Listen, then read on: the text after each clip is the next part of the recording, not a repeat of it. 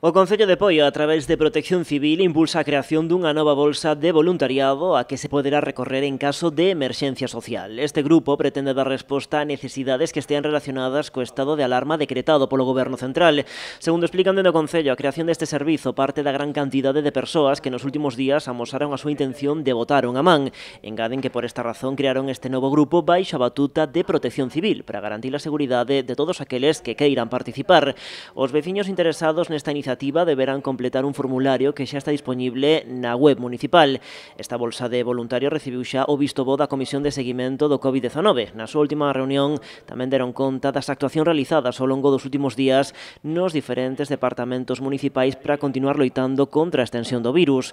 Ademais, segundo indican do Concello, continúase traballando na elaboración de axudas económicas pro tecido empresarial e laboral do municipio que xa se atopan en mans do Servizo de Intervención e Tesourería.